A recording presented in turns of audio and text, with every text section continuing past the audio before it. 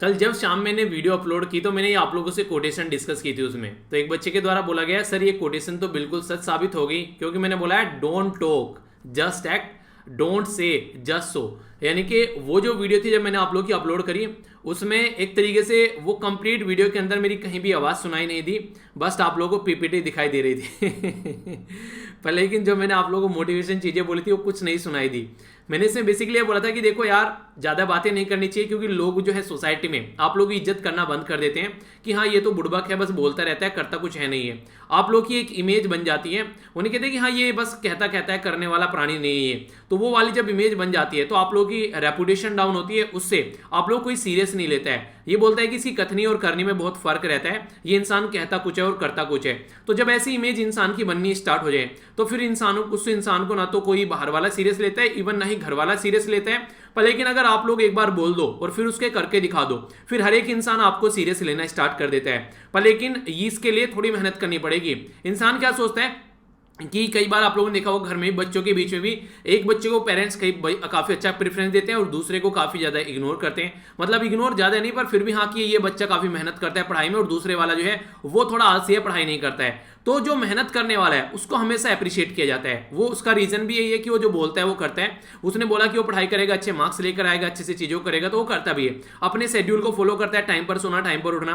पर लेकिन कुछ लोग ऐसे होते हैं जस्ट बोलते रहते हैं और प्रॉमिस करते रहते हैं। आप लोग अगर किसी से पैसा भी उधार लेते हैं ना अपनी जिंदगी में, और आप लोगों ने बोला कि यार एक तो सबसे पहली बात याद रखिएगा कभी भी किसी से पैसा उधार मांगना नहीं है, ठीक है। और इसी के साथ में अगर मांग भी लिया है तो जिस दिन उसको बोला है उससे एक दिन पहले दे देना, उससे एक दिन बाद में नहीं होना चाहिए, ताकि अगर आगे भी कभी जरूरत पड़े तो वो इंसान दूसरों को भी बोले यार ये इंसान है बात का पक्का, ठीक है। तो वो वाली चीज देखने को मिलेगी। इसको प्रूव कर कर आप लोगों को दिखाना है। अगर किसी को प्रॉमिस किया है तो उस पर आप लोगों को खड़े उतरना है। अगर जिंदगी में आप लोग रियलिटी में चाहते हैं कि लोग आप लोगों के ऊपर ट्रस्ट करें, तो ये लोगों के लिए बात नहीं बोल रहा हूं मैं आप लोगों को, आप लोगों की अपनी ही नजरों में भी इज्जत बनेगी। जब तक आप लोग अपनी ही नजरों में अपनी इज्जत नहीं बना पाएंगे तब तक लोग क्या कह रहे हैं वो तो यार सब चलता रहता है, वो फालतू की बातें हैं, ठीक है। तो ये कुछ बातें हैं जो आप लोग याद रखिएगा और जिंदगी में कोशिश करनी है कि चीजों को ढंग से इंप्लीमेंट करके चलिएगा। तो ये जो वीडियो थी आप लोगों की कल रात को 9:30 बजे अपलोड की थी मैंने, और जो इससे पहले दिन वाली वीडियो थी उसके बारे में भी एक बात मुझे आप लोगों से बोलनी थी। वो जो वीडियो थी वो अपने आप ही पब्लिक हो गई थी, क्योंकि मैं प्रीमियर लगाने जा रहा था, पर लेकिन वो यूट्यूब के द्वारा पब्लिश कर दी गई। यूट्यूब में कई बार यार कई सारी दिक्कतें देखने को मिलती रहती हैं छोटी छोटी, तो अपने हाथ में नहीं होती हैं, तो ऐसी दिक्कतें आ जाती हैं। तो वो पब्लिक हो गई 7 बजे, पर लेकिन 7 बजे 7:30 बजे 7:30 बजे करीब, पर लेकिन उस वीडियो को एक्स्ट्रा 4000 लोगों ने देख लिया। तो वीडियो जल्दी आने से इतना ज्यादा लोग देख रहे हैं, तो इसका क्या मतलब है? आप लोग ये चाह रहे हैं कि वीडियो थोड़ी जल्दी आ जाए, क्योंकि मेरा पर्पज ये रहता है कि ज्यादा से ज्यादा लोग जो है वो इसका फायदा उठाएं, ज्यादा से ज्यादा लोग जो है वो इसको एंजॉय कर पाएं। अगर आप लोगों को लगता है कि 10 बजे जो है इसका टाइम सही नहीं है, उसको थोड़ा सा और पहले कर दिया जाए 9:30 बजे या फिर 9 बजे, ठीक है। तो आप लोग कुछ ऐसा चाह रहे हैं तो इसके बारे में भी आप लोग अपना सजेशन दे सकते हैं। उसी तरीके से हम लोग फिर इसके बारे में देख लेंगे कैसे करना है, ठीक है। तो ये वही वीडियो है जो नॉर्मली मॉर्निंग में 4 बजे आती थी, पर कई सारे बच्चों ने बोला कि सर 4 बजे उठा ही नहीं जा रहा है। तो अब आप लोग अगर देखें तो आप लोग इसमें जो टारगेट मैंने आप लोग को दिया था कि 5000 बच्चे लाइव आ जाइए, तो वो भी आप लोग टारगेट कंप्लीट कर सकते हैं अगर आप लोग चाहें इसका। तो देखिए आप लोग जैसे भी आप लोग को सुटेबल लग रहा है, आप लोग देखिए शाम तक देखते देखते आप लोग 24-25 हजार देखते हैं, क्यों ना जब भी अपलोड होती है तुरंत आप लोग इसको देख लीजिए, ताकि आपका काम भी नहीं पड़ जाए। तो इस तरीके से देखिए आप लोग, बाकी जो भी होगा आप लोग बताइएगा। तो ये बेसिकली कुछ इन्फॉर्मेशन थी जो मुझे शेयर करनी थी। और हुआ क्या था, मुझे थोड़ा लेट को पता चला, वो भी जब मैं आप लोग की वीडियो के नीचे जाकर मैंने यहाँ पर टैग डालना स्टार्ट किया, इस तरीके से ये टाइम स्टैम्प डालना स्टार्ट किया कि किस टाइम पर मैंने क्या डिस्कस किया है। तो जब मैंने इसको कमेंट में जाकर डाला तो मुझे दिखा, मैंने कहा यार इसमें तो कई सारे कमेंट आ रखे हैं। इवन मैंने देखा कि इसमें डिसलाइक काफी ज्यादा हो गए। मैंने कहा यार वीडियो अभी तो 1 घंटा अपलोड किए हुए है, इतने सारे डिसलाइक कैसे आ गए? तो तब मुझे पता चला कि मैंने कहा कुछ और गड़बड़ है। मैंने कमेंट पढ़े 2-3, तो फिर पता चला यार इसके अंदर वॉइस नहीं है। तो जो मुझे धक्का लगा मैंने कहा यार, क्योंकि यार देखिए आप लोगों ने कभी कोशिश कीजिए कि 1 घंटा कंटिन्यूअस आप लोगों को बोलना है एनर्जी के साथ में, आप लोगों को पता चल जाएगा कि कितनी ज्यादा एनर्जी इसके अंदर लगती है, आप लोग उस चीज को फील कर पाएंगे, ठीक है। मैंने बोला था कई सारे बच्चों को कि जो टैग होते हैं आप लोग लगा कर दे दीजिए। तो एक बच्चा बोलने लगा कि सर ये तो बहुत मेहनत का काम है, टैग लगाना भी उसको मेहनत का काम लगा। सोचिए पूरी वीडियो के अंदर क्या क्या मेहनत लगती होगी। तो कोई भी अगर वीडियो बनाता है, किसी की भी वीडियो आप लोग देखते हैं, भले ही आप लोगों को पसंद नहीं आ रही है तो इसके नीचे नेगेटिव कमेंट मत लिखा कीजिए। बड़े हिम्मत का काम होता है यार, ये आसान काम नहीं है। जो कर रहे हैं उनको पता है, एक दिन आप लोग करके देखिए, आप लोगों को पता चलेगा कि सारी पीपीटी बनाना, इतना मटेरियल इकट्ठा करना, फिर उसको रिकॉर्ड करना, डिकोड करना, अपलोड करना, अपने आप में यार बहुत मेहनत का काम है। तो जो भी यूट्यूब पर पढ़ा रहा है, कोई ये काम कर रहा है, तो उसको आप लोगों को अप्रिशिएट करना चाहिए। चलिए, ये तो हो गई कुछ एक्स्ट्रा बातें। आज का लेक्चर काफी इंटरेस्टिंग और काफी प्यारा रहना है, टकटकी लगाकर आप लोगों को देखना है। पर उससे पहले ये देख लेते हैं आज के लेक्चर में हम लोग को डिस्कस क्या करना है। ये डिस्कस है, ये क्या करना है, उसका एक ओवरव्यू है लेक्चर का। आप लोग इसको क्विज की फॉर्म में देखेगा, तो यानी कि क्वेश्चन की फॉर्म में यही चीजें फिर हम लोग वीडियो के अंदर डिस्कस करेंगे। वर्ल्ड इन्वायरमेंट डे की थीम क्या है, ये आप लोग को बतानी है। अभी रिसेंटली हमारी कंट्री में एक जस्टिस है जिनको अपॉइंट किया गया chairman of national human right commission, तो उनका नाम आप लोग को बताना है। ऐसा यूपी जो यूपी बोर्ड है, यूपी जो हमारी कंट्री में उत्तर प्रदेश का जो बेसिकली बोर्ड है स्टेट का, हाई स्कूल और इंटरमीडिएट के लिए हमारी कंट्री में पहला बोर्ड है, किसी स्टेट के अंदर स्टैब्लिश किया गया था। तो इस बोर्ड को कब स्टैब्लिश किया गया था, ये आप लोग को बताना है। पहले जो इंडियन टीचर है जिनको ग्लोबल टीचर अवार्ड मिला, और वो आगे चलकर उनको यहां पर अभी अपॉइंट किया गया है World Bank and as an adviser World Bank में। तो ये पर्टिकुलर पर्सन कौन है, इनका नाम आप लोग को बताना है। Global coach programme, global coach programme क्या है, और यहां पर टीपीडी ये क्या है, इसके बारे में बताना है और किसके द्वारा ये लॉन्च किया गया है। अगर मैं टीपीडी के बारे में आप लोगों को बता देता तो तुरंत आप लोग इसका आंसर देते, इसलिए मैंने इसकी शॉर्ट फॉर्म लिखी है ताकि आप लोगों को सोचने के लिए थोड़ा मजबूर होना पड़े। ठीक है, 2+2 ये एक डायलॉग होता है और हाईएस्ट लेवल डायलॉग बोला जाता है किसी कंट्री के बीच में मिलकर काम करती है दो मिनिस्ट्री। ये दो मिनिस्ट्री कौन सी है जिसमें 2+2 डायलॉग में पार्टिसिपेट करती हैं, पहले भी इसके ऊपर वीडियो बना चुका हूं मैं 2+2 डायलॉग को लेकर भी, तो इसके बारे में आप लोग को बताना है। ठीक है, तो इंपॉर्टेंट क्वेश्चन कई बार आप लोगों से एग्जाम में पूछ ले जाते हैं, कंफ्यूजन आप लोग को नहीं होना चाहिए। बात करेंगे काफी अच्छे से इसके बारे में भी।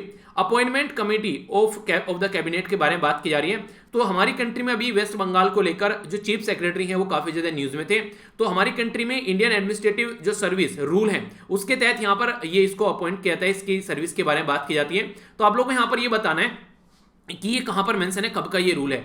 एसीसी को किसके द्वारा हेड किया जाता है, और एक और पर्टिकुलर मिनिस्टर इसके मेंबर भी होते हैं। तो काफी प्यारा डिस्कशन रहेगा इस आर्टिकल का, अच्छे से जानेंगे। इंडियन एडमिनिस्ट्रेटिव सर्विस और इंडियन पुलिस सर्विस, ये हमारे संविधान में इसके बारे में किस आर्टिकल में मेंशन किया गया है। इसी के साथ में हमारी कंट्री में 3 आप लोग को ऑल इंडिया सर्विस देखने को मिलती है। एक तो इंडियन एडमिनिस्ट्रेटिव सर्विस, दूसरा है इंडियन पुलिस सर्विस, और तीसरा कौन सी है, वह है इंडियन फॉरेस्ट सर्विस। तो इंडियन फॉरेस्ट सर्विस हमारी कंट्री में कब क्रिएट की गई थी। कई बार इसके बारे में बोला जाता है कि जिस तरीके से इंडियन फॉरेस्ट सर्विस है क्रिएट की गई, ऐसे ही हमारी कंट्री में इंडियन टीचर सर्विस होनी चाहिए, आईटीएस।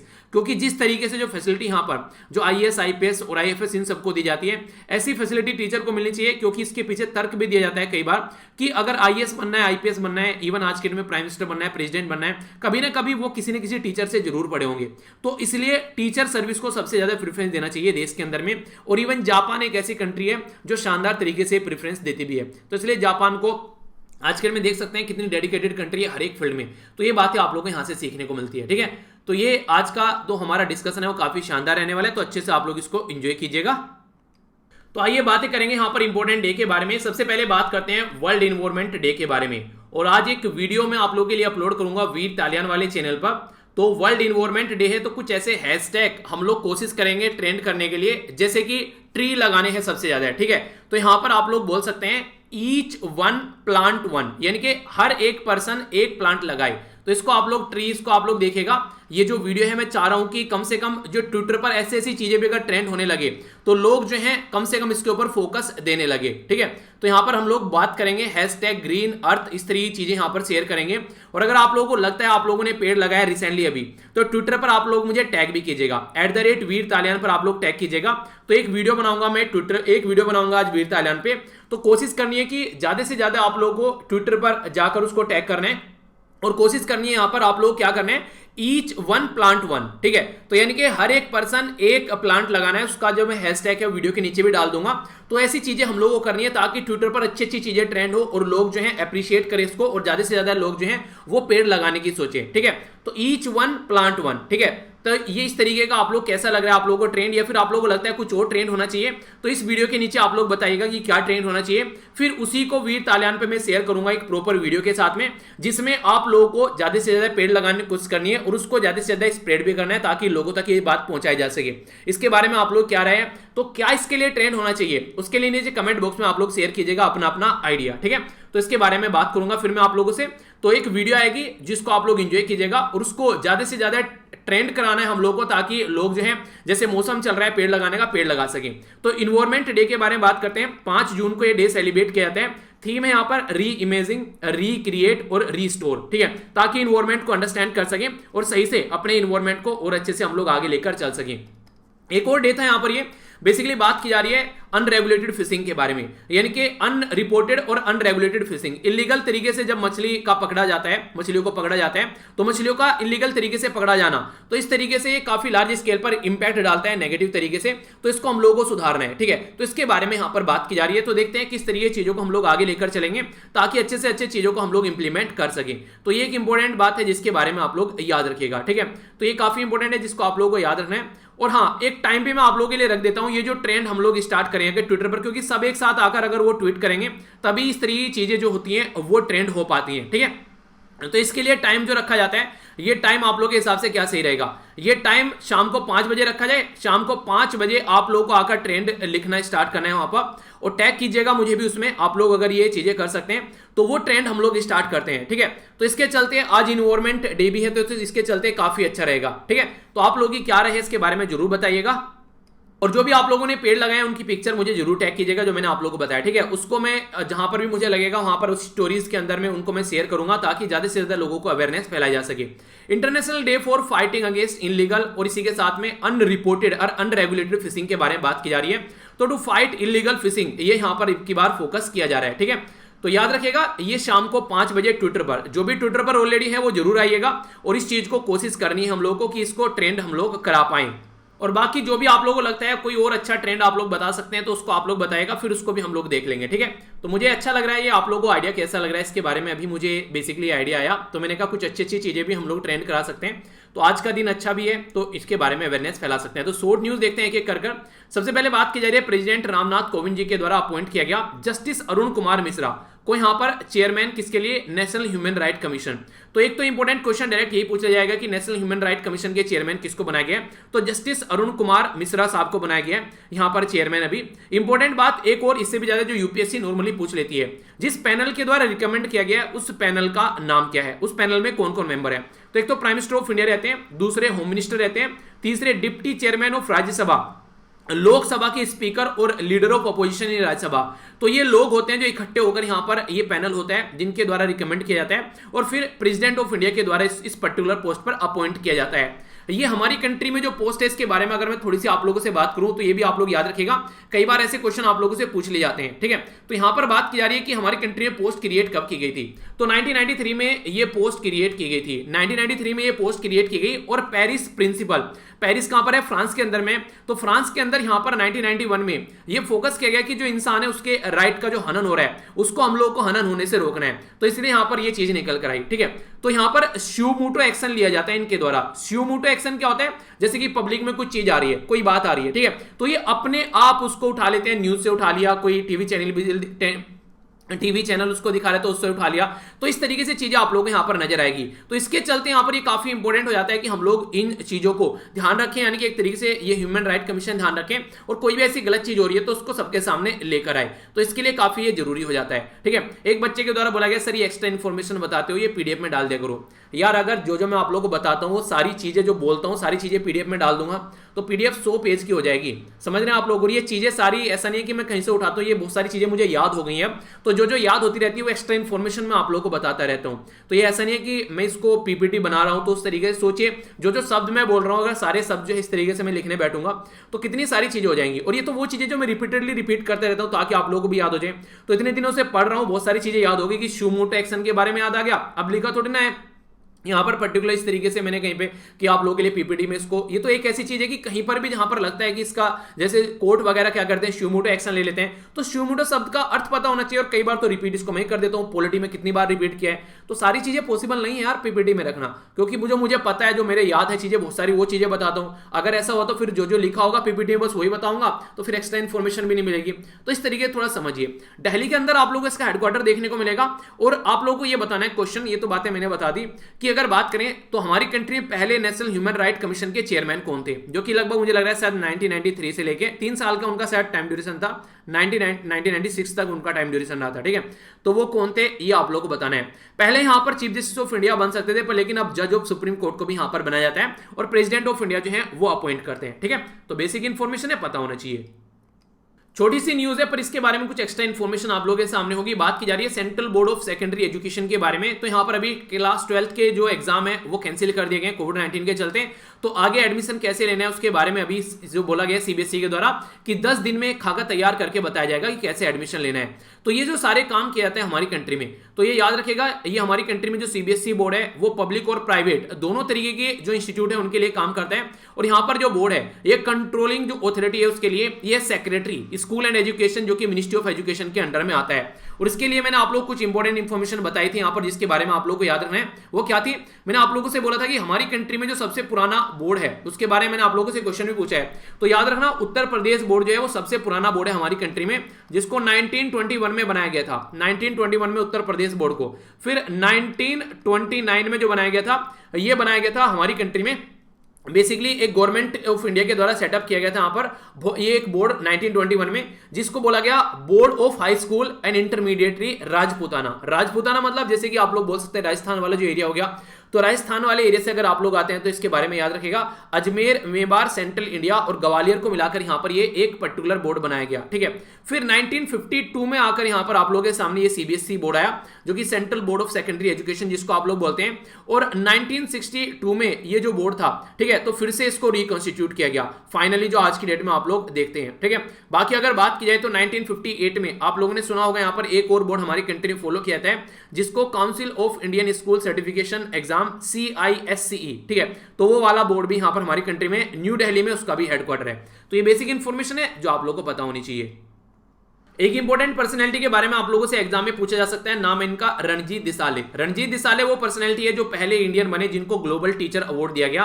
अब देखते हैं नेक्स्ट कौन बनते हैं। अभी रिसेंटली न्यूज में किस लिए है, रिसेंटली इसलिए न्यूज में कि वर्ल्ड बैंक के द्वारा इनको एडवाइजर की पोस्ट पर बुलाया गया है। वर्ल्ड बैंक के द्वारा यहां पर 12 एडवाइजर अभी रखे गए जिनमें से एक ये हैं और 2024 तक का ये इस पोस्ट पर यहां पर रहने वाले हैं। काम क्या करेंगे, ग्लोबल कोच प्रोग्राम के तहत यहां पर टीचर को, कोच हैं उनको एक तरीके टीचर को ट्रेन किया जाएगा और टीचर प्रोफेशनल डेवलपमेंट प्रोग्राम के तहत यहां पर ये काम किया जाएगा।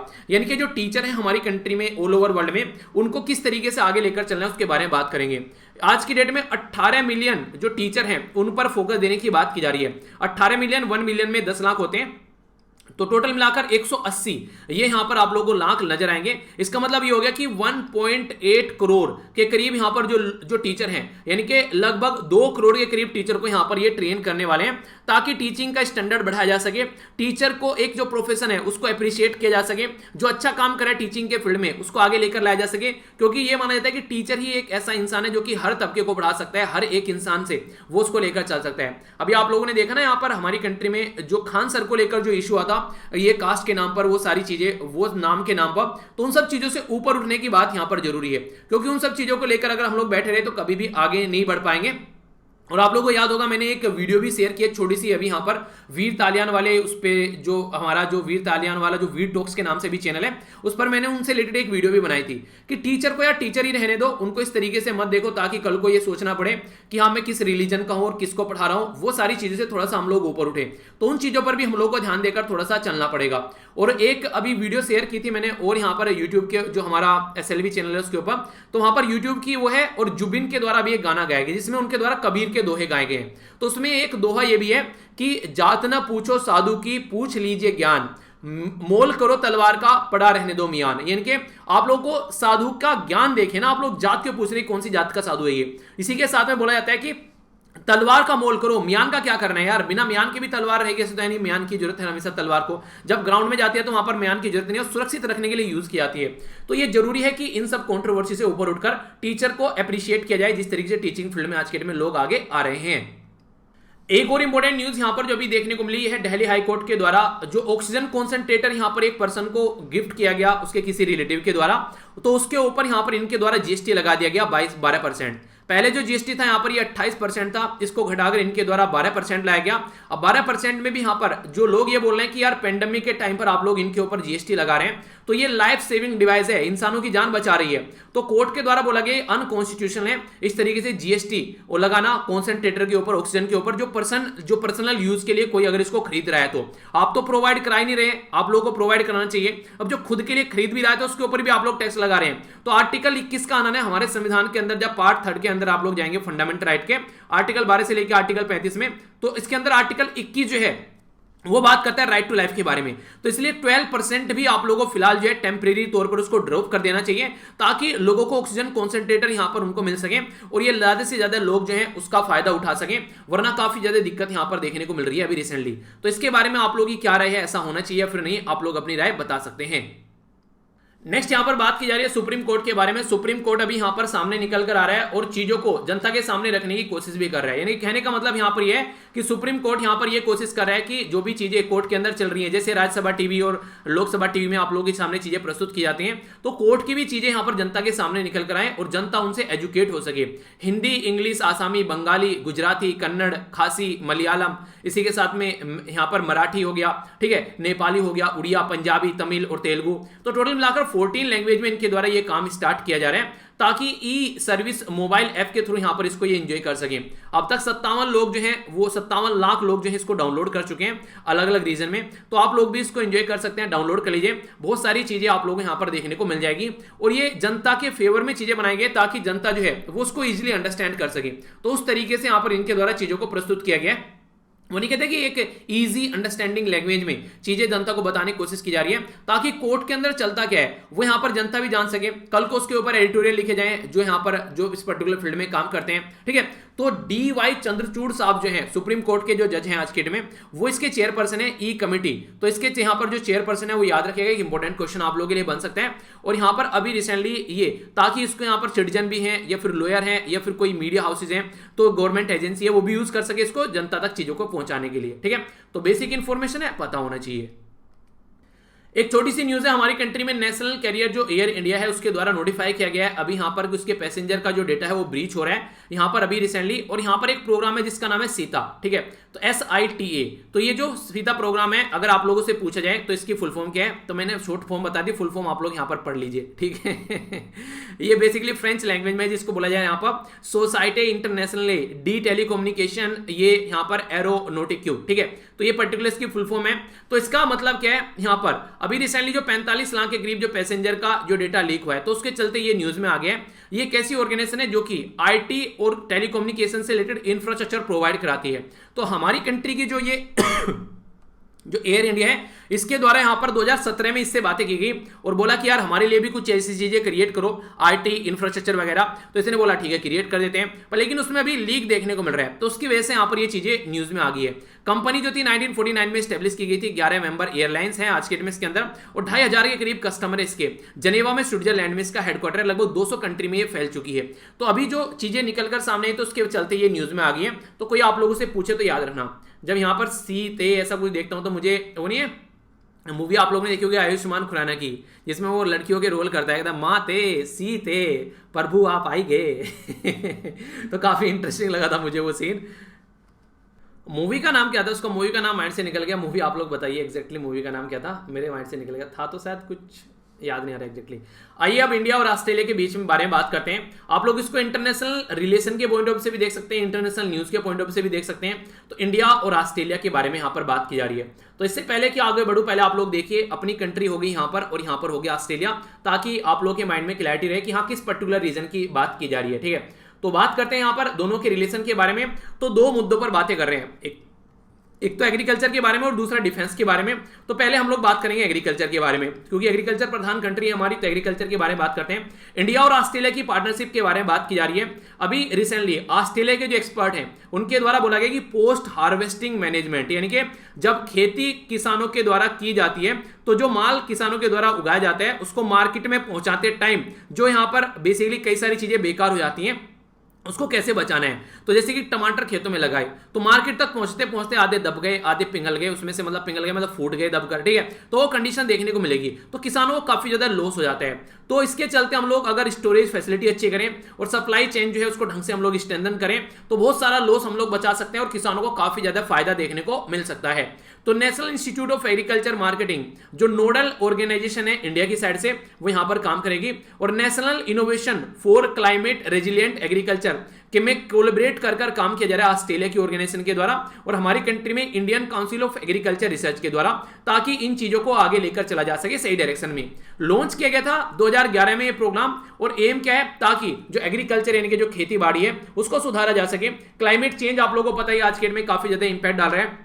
आप लोगों ने अगर एनसीईआरटी में पढ़ा होगा यहाँ पर तो उसमें काफी डिटेल में बताया गया कि किसी पर्टिकुलर एरिया में अगर आप लोगों को खेती करनी है तो कैसी जमीन होनी चाहिए, वहां पर कितना यहाँ पर बेसिकली टेम्परेचर होना चाहिए, कितना पानी होना चाहिए, ठीक है। तो वो सारी चीजें बताई जाती हैं। तो उसके चलते अगर जरा सा भी चेंज होता है, टेम्परेचर में चेंज हो गया, ठीक है, पानी की अवेलेबिलिटी में चेंज हो गया तो इरीगेशन इनकी सिंचाई ढंग से नहीं हो पाएगी, तो उसकी वजह से क्या क्या खेती में चेंज हो सकता है। तो कई सारी ऐसी चीजें आप लोगों को देखने को मिलेगी और इससे इंपैक्ट और भी कई सारे एरिया में पड़ता है। खेती अच्छी नहीं हुई तो उस एरिया में अगर लाइव स्टॉक यानी कि जो जीव जंतु जानवर है जो किसानों के पास में रहते हैं उनके ऊपर भी इंपैक्ट पड़ेगा। तो ये भी कवर इसके अंदर किए जा रहे हैं, जैसे क्रॉप हो गया, लाइव स्टॉक या फिशरी मछली वगैरह होगी और नेचुरल रिसोर्सेज जो है वो भी इसके अंदर कवर किए जा रहे हैं। तो एग्रीकल्चर में इंडिया और ऑस्ट्रेलिया काफी अच्छे से मिलकर काम करने वाले हैं। तो ये तो एक इंपॉर्टेंट मुद्दा हो गया। अब दूसरा इंपॉर्टेंट मुद्दा जो दोनों के द्वारा बात की जा रही है, तो ये बात की जा रही है इनके द्वारा डिफेंस के बारे में, ठीक है। तो डिफेंस के बारे में बात की जा रही है, चल जा भाई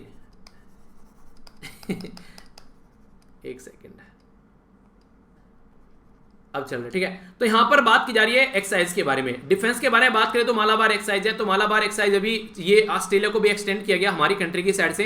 पहले ऑस्ट्रेलिया ने इसमें पार्टिसिपेट करने से मना कर दिया था चाइना के प्रेशर से, तो हम लोगों ने फिर ऑस्ट्रेलिया को अलग थलग फेंक दिया उठाकर। पर लेकिन जैसे ही क्वाड ग्रुप बना उसमें इंडिया, जापान, ऑस्ट्रेलिया और यूएसए आप लोगों को देखने को मिल रहे हैं। तो इंडिया, जापान, ऑस्ट्रेलिया और यूएसए, ठीक है। तो ये 4 कंट्री आ गई। अभी इंडिया, जापान और यूएसए मालाबार एक्सरसाइज में ऑलरेडी है, जो 1992 में एक्सरसाइज स्टार्ट की गई थी, ठीक है। फिर यहां पर 2015 में आकर इसमें जापान जुड़ गया, ओके। अभी यहां पर ये ऑस्ट्रेलिया को भी हम लोगों ने एक्सटेंड कर दी है। तो यहां पर मालाबार एक्सरसाइज जो 2020 है, यहां पर इसमें ऑस्ट्रेलिया के द्वारा भी पार्टिसिपेट किया गया। इसी के साथ में कई सारे बायलैटरल हमारी कंट्री के बीच में ये आप लोगों को इनिशिएटिव देखने को मिलेंगे, जैसे AUS Australia, IN India, DX defence exercise. तो यहां पर ये म्यूचुअल लॉजिस्टिक सपोर्ट अरेंजमेंट है इंडिया और जो ऑस्ट्रेलिया के बीच में। डिफेंस साइंस टेक्नोलॉजी इंप्लीमेंटिंग ये बेसिकली अरेंजमेंट आप लोगों को देखने को मिलेगी, जिसको DSTIA बोला गया है। तो ये आप लोगों को देखने को मिलेगा। इसी तरीके से दोनों के द्वारा इंटरेस्ट दिखाया जा रहा है 2+2 मिनिस्ट्रियल डायलॉग में। आप लोगों को पता है कि यूएसए और इंडिया के बीच में 2+2 डायलॉग काफी जोरों शोरों से न्यूज में रहते हैं। अभी यहां पर ऑस्ट्रेलिया को भी उस डायलॉग में लाने की बात की जा रही है। इसमें होता क्या है, डिफेंस मिनिस्ट्री जो कि सिक्योरिटी के पॉइंट ऑफ से बात करती है और फॉरेन जो इनके जो एक्सटर्नल अफेयर मिनिस्ट्री है वो यहां पर दोनों हमारी कंट्री के और इनकी कंट्री के, तो 4 लोग मिलते हैं। दोनों डिफेंस और फॉरेन मिनिस्टर हमारी कंट्री के, डिफेंस और फॉरेन मिनिस्टर दूसरी कंट्री के, तो 4 लोग ये जब बातें करते हैं बैठकर, तो ये हाईएस्ट लेवल इंस्टीट्यूशन मैकेनिज्म है 2 कंट्री के बीच में। नॉर्मली तो कोई पर्टिकुलर प्राइम मिनिस्टर घूमने जाता है उसके बारे में बात करें तो अच्छा प्राइम मिनिस्टर है यहाँ पर, उसके बारे में 2-4 मुद्दे आप लोगों को देखने को मिल जाते हैं। कोई पर्टिकुलर मिनिस्टर चला गया उसके बारे में 2-4 मुद्दे देखने को मिल जाते हैं। पर 2-2 मिनिस्ट्री जब मिलकर बात करें तो वो एक थोड़ा बड़ा इशू बन जाता है कि हाँ यार काफी अच्छे लेवल पर दोनों के रिलेशन चल रहे हैं। यूएसए के अलावा क्या कोई और कंट्री है जिसके साथ में हमारा 2+2 डायलॉग है, आप लोगों को ये बताना है। कुछ इंपॉर्टेंट बातें और यहां पर आप लोगों को बता देता हूं, अभी कुछ दिनों पहले मैंने पढ़ाया था, आप लोगों का रिवीजन हो जाएगा। सप्लाई चेन रेजिलेंट इनिशिएटिव, जिसको बोला गया था CSRI। इसका मतलब ये था कि यहां पर चाइना के ऊपर से डिपेंडेंसी को कम करना है। तो इसके चलते इंडिया, जापान, ऑस्ट्रेलिया के द्वारा ये कोशिश की जा रही है कि अपना खुद का कुछ ऐसा इनिशिएटिव स्टार्ट किया जाए ताकि रॉ मटेरियल को लेकर, किसी और प्रोडक्ट को लेकर चाइना के ऊपर डिपेंडेंसी न रहे। इसलिए चाइना कई बार बोलता है क्वाड जो आप लोग बना रहे हैं ना, ये एक तरीका हमको टैकल करने का इनिशिएटिव है। तो चाइना कई बार इसके ऊपर आरोप भी लगाता है। तो ये बेसिक इंफॉर्मेशन है, आप लोगों के माइंड में इसको लेकर क्लैरिटी होनी चाहिए, ठीक है। तो ये था पूरा आज का यहां पर पर्टिकुलर ये टॉपिक। आइए अब आगे बढ़ता हूं।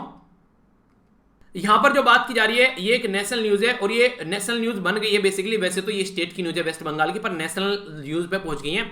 वेस्ट बंगाल के चीफ सेक्रेटरी के बारे में बात की जा रही है। होता क्या है बेसिकली, अगर आज के दिन में आप लोगों से बात करूं, हमारी कंट्री में जो पूरा पॉलिटिकल सिस्टम चलता है वो हमारी कंट्री के जो एडमिनिस्ट्रेटिव सर्विस के जो ऑफिसर होते हैं, इनके जो IAS होते हैं, उनकी सलाह के ऊपर पूरा देश चलता है। पर लेकिन रियलिटी में जो फेस रहता है वो पॉलिटिशियन रहते हैं, पर सजेशन सलाह इनके द्वारा दी जाती है। तो अभी फिलहाल जो चीफ सेक्रेटरी है यहाँ पर चीफ मिनिस्टर ममता बनर्जी जी के, तो वो ये साहब है जिनके चलते यहाँ पर काफी बड़ी न्यूज बन गई है। तो यहाँ पर सेंट्रल गवर्नमेंट के द्वारा एक रिव्यू कमेटी बनाई गई जिसमें यास साइक्लोन से कितना नुकसान हुआ है उसको चेक किया जाए।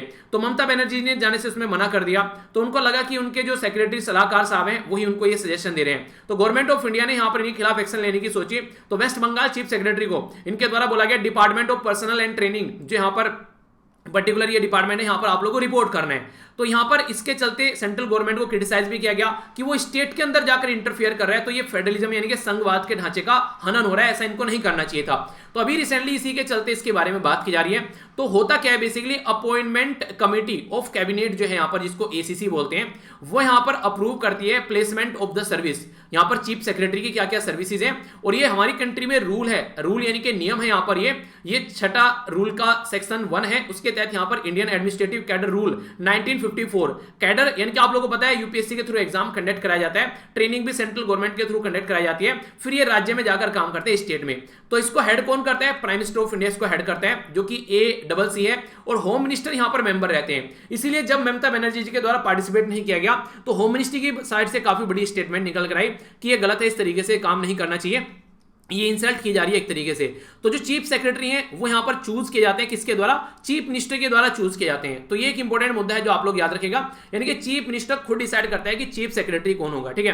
अपॉइंटमेंट जो होती है चीफ सेक्रेटरी को, एक एग्जीक्यूटिव ऑर्डर है, ऐसा नहीं कि आप लोग को यहां पर असेंबली में जाकर, यानी कि विधान जो सभा है उसमें जाकर आप लोग को चीजों को अप्रूव करना है, नहीं, ये आप लोग नॉर्मली आप लोग काम कर सकते हैं। तो गवर्नर ऑफ द स्टेट जो है उसके नाम पर यहां पर ये काम आप लोग को देखने को मिलते हैं। जिस तरीके से सेंट्रल गवर्नमेंट में क्या होता है, जो भी काम प्राइम मिनिस्टर साहब करते हैं वो क्या करते हैं, ये यहां पर प्रेसिडेंट के नाम पर काम करते हैं, ठीक है। तो इस तरीके से राज्य के अंदर अगर कोई काम होता है वो यहां पर जो गवर्नर के नाम से होता है, president of India, sorry prime minister of India president के नाम पर काम करते हैं, और स्टेट के अंदर गवर्नर के नाम पर काम किया जाता है।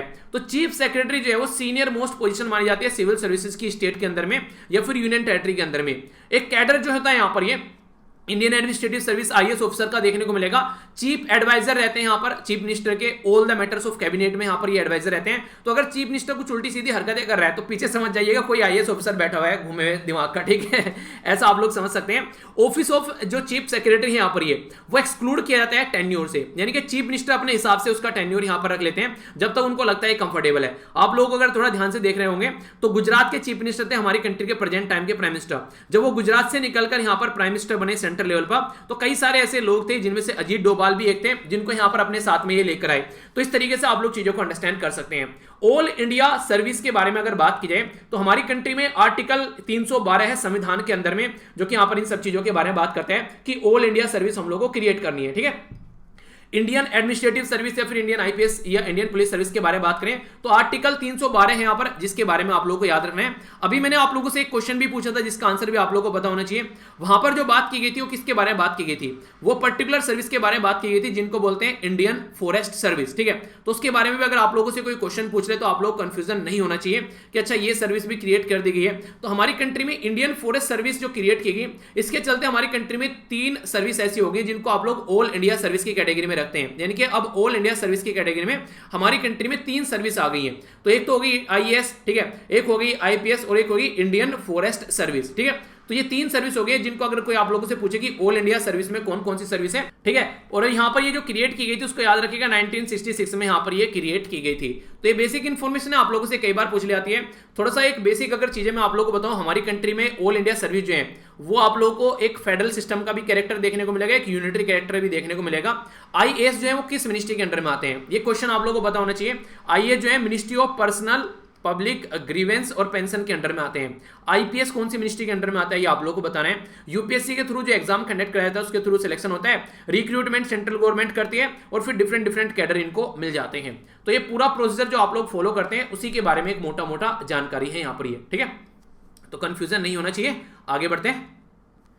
यहां पर जो बात की जा रही है ये स्टेट से रिलेटेड न्यूज है, और स्टेट से रिलेटेड भी न्यूज भी एक इंपॉर्टेंट न्यूज है जो कि आप लोगों से एग्जाम में क्वेश्चन पूछा जा सकता है। और जैसे स्टेट की अगर कोई न्यूज आती है ना, अगर आप लोग उस राज्य से बिलोंग करते हैं तो थोड़ा और ज्यादा उसके ऊपर फोकस दिया कीजिए, क्योंकि आप लोगों से डायरेक्ट एग्जाम में क्वेश्चन बन सकता है।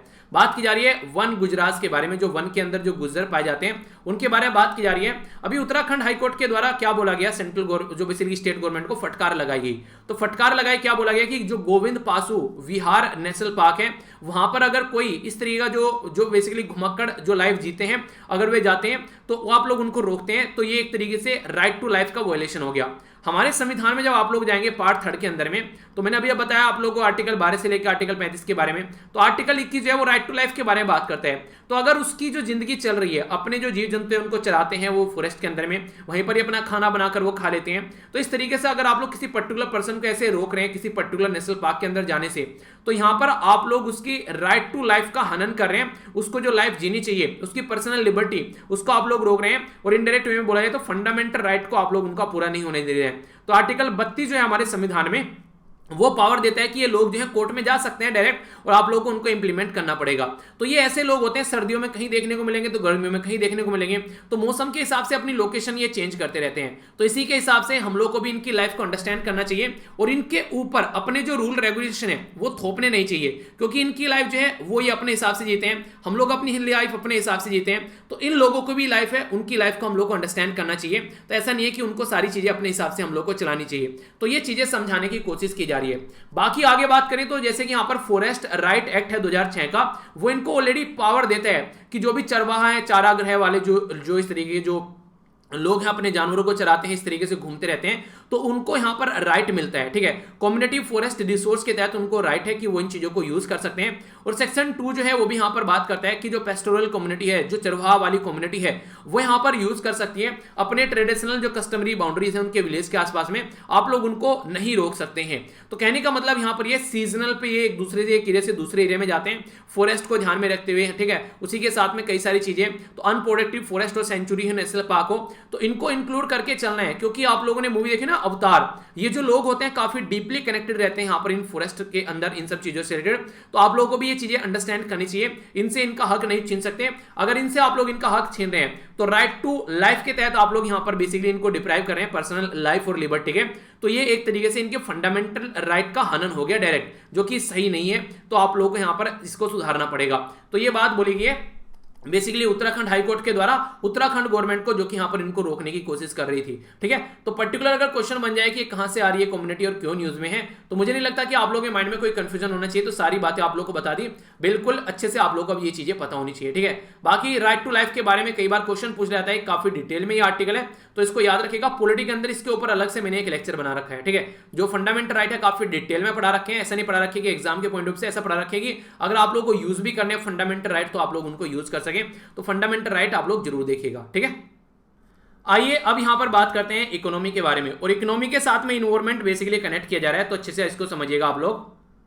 तो क्या क्या बातें यहां पर की जा रही है, तो क्लाइमेट ये ब्रेक थ्रू समिट के बारे में बात की जा रही है। ताकि आज की डेट में देखिए जिस तरीके से क्लाइमेट के अंदर चेंज हो रहा है, टेम्परेचर बढ़ रहा है, वो सारी चीजों को ध्यान में रखते हुए क्या क्या ऐसी चीजें जिनके अंदर हम लोग चेंज ला सकते हैं। जैसे कई सारे प्लांट है, जैसे कि स्टील के बारे में बात करें, शिपिंग के बारे में बात करें, ग्रीन हाइड्रोकार्बन के बारे में बात करें, या नेचर को कैसे लेकर चलना है, तो इन सब मुद्दों पर बात करने की बात की जा रही है। और ये किसके कोलैबोरेशन में यहां पर ये समिट सामने निकल कर आई, तो world economic forum, mission possible partnership, United nation climate जो बेसिकली चैंपियन, इसी के साथ में यूनाइटेड किंगडम की जो कॉन्फ्रेंस ऑफ पार्टीज। तो ये याद रखिएगा, आप लोगों को पता होना चाहिए इसके बारे में कि कॉन्फ्रेंस ऑफ पार्टीज जो 26 नंबर की यहां पर ये कहां पर होने वाली है, यूके के अंदर ग्लासगो में होने वाली है नवंबर के महीने में।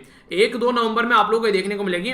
तो रेगुलर लेक्चर सुनने के ये भी फायदे हैं कि आप लोग देख सकते हैं कि नवंबर तक का करंट अफेयर भी आप लोगों का तैयार हो रहा है। ठीक है, तो अगर आगे एग्जाम देना है तो इस तरीके से तैयारी चलती रहती है। कार्बन एमिशन जो है वो कम करना है, और जो यहाँ पर बेसिकली किस तरीके से जो इकोनॉमी को सुधारना है, किस तरीके से इन्वायरमेंट फ्रेंडली चीजें करनी है, वो चीजें रहती हैं। ये बिल्कुल ऐसे जैसे पेड़ लगाने के बारे में बात करता हूं ना, अगर 15 पेड़ काटे गए हैं तो कम से कम 15 पेड़ मिनिमम लगने चाहिए, और 20 लग जाए तो और भी अच्छा है, तभी जाकर हम लोग चीजों को सही से इंप्लीमेंट कर पाएंगे। तो रेस टू जीरो ये कैंपेन चलाया जा रहा है ताकि जीरो कार्बन एमिशन किया जा सके, और इसके चलते सारी कंट्री मिलकर सामने आ रही है कि कैसे हम लोग को इसको इंप्लीमेंट करना है, ताकि जो भी दिक्कतें देखने को मिल रही हैं उसको हम लोग सुधार सकें। तो कहने का मतलब क्या है, सीधा सीधा यार, कहने का मतलब यहां पर यह कि इन्वायरमेंट में जो भी लॉस हो रहा है, इन्वायरमेंट को जो भी नुकसान पहुंच रहा है, उसको हम लोग कैसे सुधार रहे हैं ताकि चीजें जो है वो थोड़ी सही पैटर्न में आ सके। तो उसी के चलते सारी कंट्री काम करेगी। ऐसा तो नहीं किसी एक कंट्री की प्रॉब्लम है, एक अकेली कंट्री इसको सुधार लेगी, तो सारी कंट्री साथ में आएगी तो ही चीजें यहां पर सुधर पाएगी। तो इसलिए अलग अलग कंट्री अपना अलग अलग एम्बिशन प्लान लेकर यहां पर सामने आ रही है कि अच्छा हम लोग इसको सुधारेंगे। इसी के चलते यहां पर क्लाइमेट एम्बिशन अलायंस भी बनाया गया है। इसमें यहाँ पर लगभग 120 कंट्री साथ में आ गई और उन्होंने बोला कि 2050 तक का जो एमिशन है उसको वो काफी हद तक कंट्रोल करने की कोशिश करेंगे। तो कई सारे काम इनके द्वारा किए जा रहे हैं। इंडिया इस अलायंस का पार्ट नहीं है। इंडिया ये बोल रहा है कि मैं ऑलरेडी बहुत ऐसे काम कर रहा हूं जो कि अपने हद से बाहर जाकर काम किए जा रहे हैं। तो ऐसा नहीं है कि ये और एक्स्ट्रा चीजें जोड़कर हमारी कंट्री सुधरेगी, इससे और बर्डन नहीं पड़ेगा। जो जो चीजें प्रोवाइड करानी है वो प्रोवाइड नहीं करा पाएंगे। हाईलाइट क्या थी इसकी, यहाँ पर यूनाइटेड नेशन के द्वारा बेसिकली नेट जीरो एमिशन की बात की गई। इसी के साथ में गोल जो थे यहाँ पर ये 1.5 डिग्री सेल्सियस जो देखने को मिल रही है 2050 तक का। वैसे तो बोला जा रहा है कि 2 डिग्री तक आप लोग कंट्रोल करना है, पर लेकिन अब जिस तरीके से टेम्परेचर बढ़ रहा है और ग्लेशियर पिघल रहे हैं तो 1.5 डिग्री भी बोल दिया गया है। ठीक है, इसी के साथ में यहाँ पर बात की जा रही है मिस्क, जो बेसिकली वर्ल्ड में लार्जेस्ट ये शिप कंटेनर कंपनी है। इसके द्वारा बोला जा रहा है कि ज्वाइंट रेस यहाँ पर है, जीरो लेकर आना है एमिशन को 2030 तक का। इस तरीके से अलग अलग कंट्री काम कर रही है। 40 के करीब जो हेल्थ इंस्टीट्यूशन है ऑल ओवर वर्ल्ड वो कमिटमेंट है अपने एमिशन को कट करने के लिए 2030 तक का। ठीक है, और इसी के साथ में रीच करेंगे जीरो तक ये 2050 तक का। तो यानी कि जैसे मैं आप लोगों को बोलूं कि आप लोगों को हर महीने एक पेड़ लगाना है, ठीक है, आप लोग बोलिए कि हाँ एक महीने एक पेड़ लगाएंगे। ऐसे बच्चे हो सकते हैं कि हर महीने 3 पेड़ लगा दें, ऐसे भी हो सकते हैं हर महीने 5 पेड़ लगा दें। तो हर एक इंसान जो है वो अपनी अपनी कैपेसिटी के हिसाब से अलग अलग से काम कर सकता है। तो ऐसा नहीं है कि जो बोला जा रहा है वही किया जा रहा है, उससे अगर अच्छी डायरेक्शन में काम करें तो अच्छा भी अचीव किया जा सकता है। अभी आप लोगों को बताया जाए, देखिए कई सारे लोग ऐसे होते हैं जो कि जैसे आप लोगों ने देखा पॉलिटिशियन क्या करते हैं, अगर कोई काम स्टार्ट करना है तो उसको जाकर बोलते हैं कि हम लोग इसको इनोग्रेट करेंगे, ये काम स्टार्ट करेंगे। पर लेकिन सही इंसान वो है कि वो बोले कि आप लोग इसको इनोग्रेट कीजिए, आप लोग अच्छे से काम करना स्टार्ट कीजिए। जैसे कि मैं बोलूं कि आप लोग को पेड़ पौधे लगाने हैं और हमको 1 महीने तक लगातार पेड़ पौधे लगाने हैं, तो कोई बच्चा बोलेगा सर आप स्टार्ट कीजिए। ठीक है, मैं ये बोलूं कि मैं स्टार्ट नहीं करूंगा, मैं खत्म करूंगा, यानी कि लास्ट वाला पेड़ मैं लगाऊंगा, स्टार्टिंग आप लोग करिए। तो इससे क्या होगा, एक एनालिसिस भी किया जा सकता है कि क्या क्या अब तक किया गया है। तो यानी कि एक तरीके से लीडर को सबसे आगे एक तरीके से लोगों को चलाना चाहिए ताकि लोग चले, पर लेकिन एक तरीके खड़ा ऐसे रहना चाहिए कि ताकि जहां भी वो गिरने लगे उनको संभाल सके। तो ये लीडरशिप यहां पर होनी चाहिए। ठीक है, अगर बात की जाए डीकार्बोनाइज की बात की जा रही है, टेक्नोलॉजिकली और इकोनॉमिकली जो भी चीजें हैं उनको लेकर चलना है। हैवी इंडस्ट्री और लाइट इंडस्ट्री को अलग अलग लेकर चलना है। जैसे हैवी इंडस्ट्री एल्यूमिनियम हो गया, कंक्रीट हो गया, सीमेंट हो गया, केमिकल हो गया, मेटल हो गया, माइनिंग हो गया, प्लास्टिक या स्टील हो गया, तो इनको कैसे टैकल कर रहे हैं। लाइट इंडस्ट्री कैसे हो गया, जैसे कंज्यूमर गुड हो गया, फैशन के प्रोडक्ट हो गया, इंफॉर्मेशन कम्युनिकेशन टेक्नोलॉजी हो गया, मोबाइल हो गया, रिटेल सेक्टर हो गया, जिनमें ज्यादा एमिशन नहीं होता है, तो इनमें ज्यादा एमिशन होता है। तो सबको टैकल करके चलना पड़ेगा, तभी सिचुएशन को हम लोग कंट्रोल कर पाएंगे। तो कहने का मतलब यह कि अकेला कोई इंसान काम नहीं करेगा, सब मिलकर काम करेंगे तभी सॉल्यूशन यहां पर निकलेगा। साइंस और टेक के बारे में यहां पर बात करें, और ये जो पिक्चर आप लोगों को देखने को मिल रही है, आप लोग इसको पहचान सकते हैं कौन सा जानवर है जो पृथ्वी के ऊपर पाया जाता है। ये एक ऐसा जानवर है जो काफी हाई टेम्परेचर, लो टेम्परेचर, ये सारी चीजें झेल सकता है, एक्सट्रीम कंडीशन में यहां पर रह सकता है, ऐसा आप लोग बोल सकते हैं। ठीक है, हाई तो नहीं, लो टेम्परेचर की बात की जाएगी, क्योंकि नॉर्मली ये क्या है, यहां पर ये वाटर बियर है। तो अगर कहीं पर काफी लार्ज स्केल पर लो टेम्परेचर है उसको भी ये झेल जाता है। अभी ये न्यूज में किस लिए है, क्योंकि नासा जो कि यूएसए की स्पेस एजेंसी से हमारी कंट्री की इसरो है, इंडियन स्पेस रिसर्च ऑर्गेनाइजेशन, इसी तरीके से यहां पर यूएसए की नासा है। तो अभी ये न्यूज में किस लिए आ गया है, तो यहां पर इनके द्वारा एक स्टडी की जा रही है कि इंटरनेशनल स्पेस स्टेशन में यहां पर इनको भेजा जा रहा है जिनको वाटर बियर बोला जा रहा है। वैसे यहां पर स्क्विड्स या फिर यहां पर इनको ये टार्डिग्रेड्स, ठीक है, तो इन नाम से भी करा जा रहा है, तो इनको भेजा जा रहा है, इनके बेबीज जो हैं, और नॉर्मल तरीके से वाटर बियर इनको बोला जाता है। तो इंटरनेशनल स्पेस स्टेशन में भेजा जाएगा। तो इंटरनेशनल स्पेस स्टेशन में भेजने के बाद में एक्सट्रीम कंडीशन में किस तरीके से रिएक्ट करते हैं वो यहां पर चेक किया जाएगा। यानी कि आप लोग यहां पर ये वाली आप लोग स्लाइड एक बार देखिए पहले, जो यहां पर टार्डिग्रेड्स हैं, जो बेसिकली यहां पर ये एक्सट्रीम कंडीशन में यहां पर रह सकते हैं। जैसे कि अर्थ के ऊपर कहीं पर हाई प्रेशर है, टेम्परेचर या फिर रेडिएशन है, तो उसको ये आसानी से सहन कर सकते हैं। तो अगर इन्वायरमेंट में हम लोग इनको लेकर चल रहे हैं तो किस तरीके की चीजों को सहन कर पाएंगे। तो एक पर्टिकुलर यहां पर जो UMAMI यानी कि understanding of microgravity on animal, यानी कि एनिमल के ऊपर माइक्रोग्रेविटी का क्या इंपैक्ट पड़ रहा है उसको अंडरस्टैंड करना है। उसी के साथ में माइक्रो बी इंटरेक्शन की बात यहां पर की जा रही है। तो इसके चलते हम लोग अगर एनिमल के ऊपर क्या क्या इंपैक्ट पड़ रहे हैं आगे चलकर उसको अंडरस्टैंड कर पाएंगे।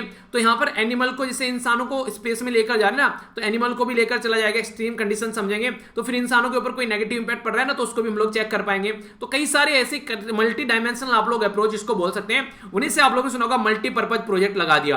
तो मल्टीपर्पज प्रोजेक्ट का मतलब क्या है, जैसे आप लोगों ने इरिगेशन के लिए, बिजली बनाने के लिए, या फिर मछली पालन के लिए, पानी पीने के लिए, तो एक प्रोजेक्ट में से यहां पर एक बांध बनाया, उसमें से सिंचाई भी कर ली, पानी भी पी लिया, मछली पालन भी कर लिया, उसी के साथ में आगे के लिए पानी को स्टोर भी करके रख लिया।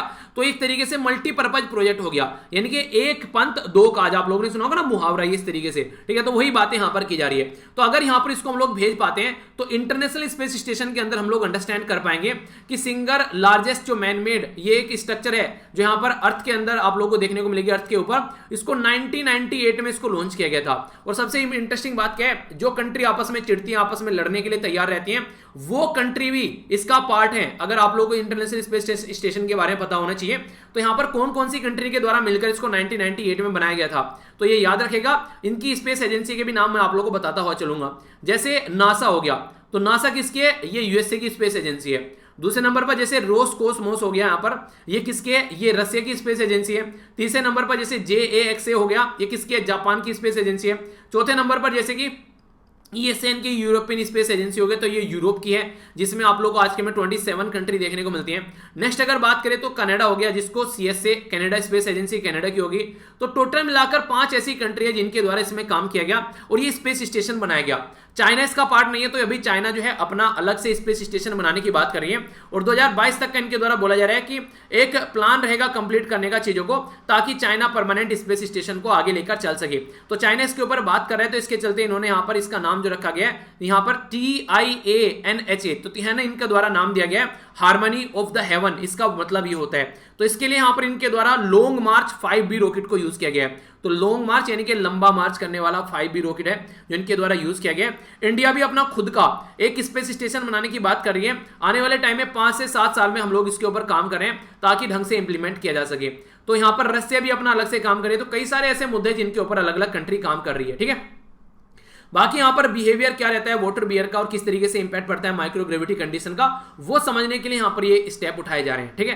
तो ये बेसिक इंफॉर्मेशन हो गई, हल्का सा एक आइडिया होना चाहिए कि चल क्या रहा है। इन्वायरमेंट के बारे में बात की जा रही है और आप लोगों ने देखा, अभी हम लोगों ने डिस्कस भी किया, एक डे कौन सा था जो कि आप लोगों को पता होना चाहिए, क्वेश्चन आप लोगों से पूछा जा सकता है। तो वर्ल्ड इन्वायरमेंट डे डिस्कस किया, तो उसी से रिलेटेड आप लोग की ऐसी एक न्यूज भी है यहाँ पर ये।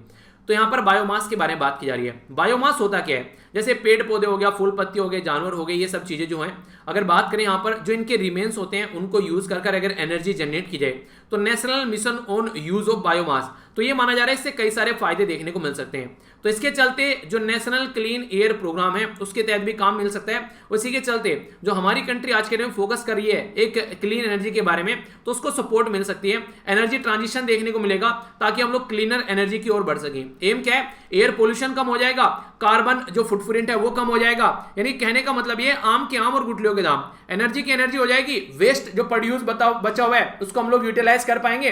तो इससे के चलते हम लोग को काम क्या करना पड़ेगा, देखिए सबसे ज्यादा जो जरूरी चीज है वो है हम लोग काम करना पड़ेगा रिसर्च एंड डेवलपमेंट के ऊपर। रिसर्च एंड डेवलपमेंट के ऊपर अगर हम लोगों ने काम करना स्टार्ट कर दिया तो इन चीजों को हम लोग काफी हद तक सुधार पाएंगे।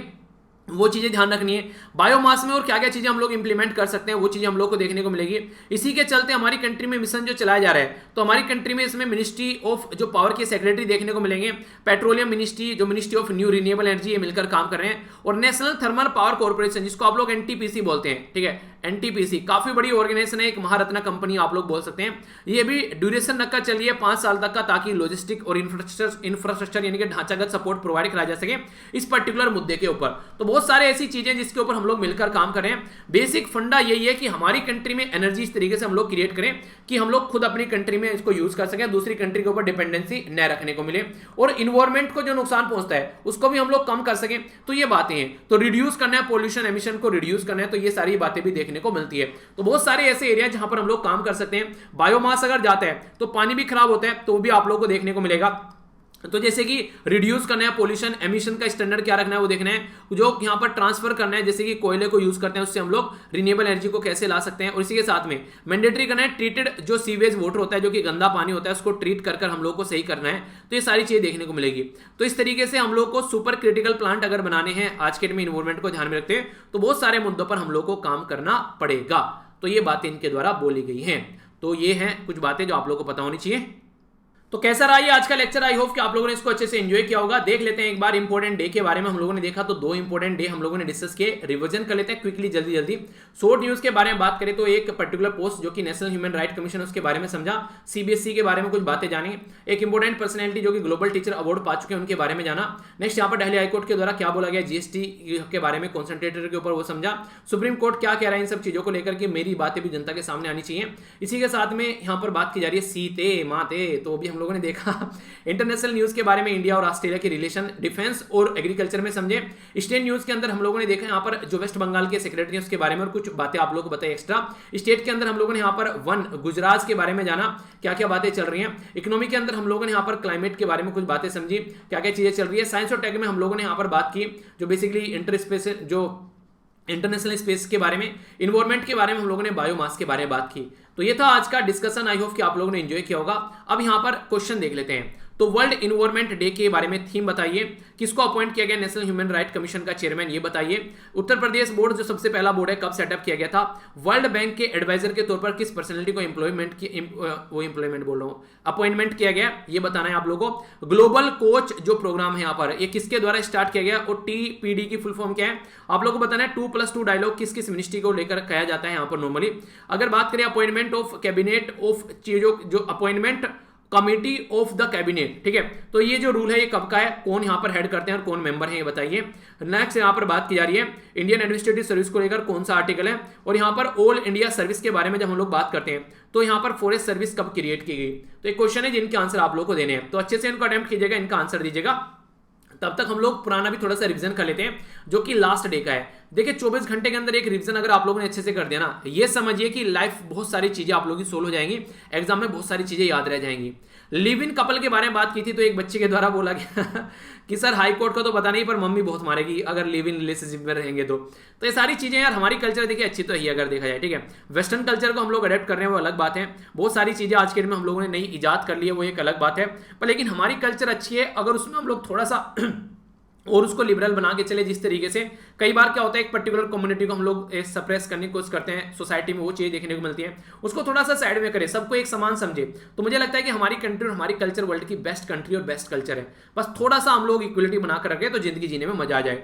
बात की जा रही है अलार्मिंग फाइंडिंग्स के बारे में, AMAP के बारे में। तो यहाँ पर आर्टिक काउंसिल इन रेजविक, तो यहाँ पर ये मीटिंग हुई, तो ये क्या है इसके बारे में बताइए। इंटरनेट एक्सप्लोरर कब बंद किया गया था, वो सरी कब स्टार्ट किया गया था ये बताइए, बंद तो अभी करने जा रहे हैं उसको 2022 में। वेरिएबल डेयरनेस अलाउंस किसके द्वारा कंपाइल किया था, कौन सी मिनिस्ट्री है जो कि यहाँ पर नेशनल मोबाइल मॉनिटरिंग सॉफ्टवेयर के बारे में बात कर रही है। नॉर्मली आप लोग नहीं बता पाएंगे इसके बारे में, तब आंसर बताऊंगा तो समझ पाएंगे। व्हाइट फंगस के यहाँ पर जो ये यहाँ पर इसका जो फंगस का नाम है वो आप लोग को बताना है, ठीक है। यहाँ पर बात की जा रही है इंडियन पिनल कोड यानी कि भारतीय दंड संहिता का कौन सा सेक्शन है। अब बात करें आप लोग अगर दो कम्युनिटी के बीच में लड़ाई लगवाते हैं तो ये सेक्शन यहाँ पर आता है। नेशनल पेमेंट सिस्टम जो है यहाँ पर इसके बारे में बताइए। 2004 में इसको स्टार्ट किया गया था, PFRDA के अंडर में आता है, इसकी फुल फॉर्म बताइए। द्रास-ए-हयात ये किताब किसके द्वारा लिखी गई थी, तो ये आप लोग को बताना है, ठीक है। तो पता होना चाहिए, आंसर एक एक कर देख लेते हैं, कोई कंफ्यूजन माइंड में नहीं होना चाहिए। लिविंग कपल के बारे में जो बात की गई कि उनको जैसी शादी के अंदर लोगों को प्रोटेक्शन मिलती है, लिविंग कपल को भी उसी तरीके से ट्रीट करना चाहिए। पंजाब और हरियाणा हाई कोर्ट के द्वारा बोला गया, और जो सुपरिंटेंडेंट ऑफ पुलिस होते हैं उनको बोला गया कि आप लोग की ये रेस्पॉन्सिबिलिटी है इस चीजों को ढंग से इंप्लीमेंट करना। आर्टिक मॉनिटरिंग एंड असेसमेंट जो प्रोग्राम है, तो आर्टिक वाला जो रीजन है जहां पर ग्लेशियर पिघल रहे हैं, तो उसके चलते यहां पर काउंसिल की मीटिंग हुई इसको कंट्रोल करने के लिए। इंटरनेट एक्सप्लोरर को बोला गया कि अच्छे से सिक्योर नहीं कर पा रहा है चीजों को, तो 1995 में इसको स्टार्ट किया गया था, बंद करने जा रहे हैं। 1995 में विंडो 95 के लिए स्टार्ट किया गया था। वेरिएबल डेयरनेस जो अलाउंस है यहाँ पर उसके बारे में बात की जा रही है, तो यहाँ पर कंज्यूमर प्राइस इंडेक्स यहाँ पर यूज किया जाता है इसको नापने के लिए, और लेबर ब्यूरो यहाँ पर इसको बेसिकली यूज करती है, बेसिकली इसको कंपाइल करती है। अगर ईपीएफओ की तैयारी आप लोग कर रहे हैं तो यहाँ से क्वेश्चन बन सकता है आप लोगों के लिए। Union ministry of rural development के बारे में बात करें तो नेशनल मोबाइल मॉनिटरिंग सॉफ्टवेयर यहां पर ये सामने निकल कर आया, जो नरेगा है ना, MG नरेगा, उसमें जो वर्कर काम करते हैं ना उनको चेक करने की बात की जा रही है, तो उसके लिए यहां पर ये था। व्हाइट फंगस के नाम पे याद रखिएगा कैंडिडा, ठीक है। तो ये फंगस है जिसकी वजह से देखने को मिल रहा था। इंडियन पीनल कोड यानी कि भारतीय दंड संहिता के बारे में अगर आप लोगों से बात करूं तो सेक्शन 153 के बारे में आप लोग याद रखिएगा, दो ग्रुप के बीच में अगर लड़ाई लगाई जाती है तो फिर इनको नापा जाएगा इस सेक्शन के थ्रू, ठीक है। नेशनल पेंशन जो सिस्टम है ये pension fund regulatory and development authority है, उसके थ्रू इंप्लीमेंट की जाती है। बेगम सुल्तान जहां जो है वो द्रास ए हयात, इसके बारे में याद रखिएगा, इंपॉर्टेंट क्वेश्चन आप लोगों से बन सकता है, ये हिस्ट्री के पॉइंट ऑफ व्यू से क्वेश्चन आप लोगों से पूछा जा सकता है। तो कई सारी इंटरेस्टिंग चीजें यार जो आप लोगों को नहीं जानने को मिली होगी। आई होप कि आप लोगों ने लेक्चर को अच्छे से एंजॉय किया होगा। बाकी जो मैंने बोला है ना कि वीर तालियान वाले चैनल पर एक वीडियो आएगी वीर टॉक्स के नाम से, तो वहां पर उसको आप लोग देखिएगा और एक कैंपेन चलाते हैं। आप लोग बताइए आप लोग कैंपेन को किस तरीके से लेकर चलना चाहेंगे और टैग भी कीजिएगा अगर पेड आप लोगों ने लगाए हैं वहां पर, ये ठीक है। तो उसके मैं आप लोग ये चीजें भी शेयर करूंगा यहाँ पर, तो आप लोग उसको एंजॉय करिएगा और चीजें अवेयरनेस के पॉइंट ऑफ व्यू से हैं बेसिकली, ठीक है। अगर आप लोगों को लगता है कि सही है तो इसको सपोर्ट जरूर कीजिएगा। बाकी लेक्चर की पीडीएफ यहाँ से जाकर डाउनलोड कर लेना और ट्विटर है यहाँ पर वीर तालियान, ठीक है। तो वीर तालियान के नाम से है, तो देखते हैं कि क्या ऐसा कुछ हम लोग कुछ कर पाते हैं, क्या कोई अवेयरनेस फैला पाते हैं। तो मुझे लगा कि आप लोगों के साथ में शेयर करना चाहिए। अगर रेस्पॉन्स अच्छा मिलेगा तो आगे चलकर और भी कई सारे अच्छे काम हम लोग कर सकते हैं। तो आप लोग ज्यादा से ज्यादा सपोर्ट कीजिएगा, ठीक है। तो नेक्स्ट लेक्चर में मिलता हूं, तब तक अपना ध्यान रखिए, आसपास सब रखिए। तो बड़ों को नमस्ते, छोटों को प्यार, छोटी सी लाइफ एंजॉय करो यार। मिलता हूं नेक्स्ट लेक्चर में, तब तक के लिए जय हिंद। और हाँ, लेक्चर को रेट जरूर कीजिएगा कि आप लोग 10 में से कितने मार्क्स दोगे। अगर पसंद नहीं आए तो डिसलाइक करिएगा बिल्कुल खुलकर, ठीक है। तो तब तक के लिए नेक्स्ट लेक्चर में मिलता हूं, जय हिंद।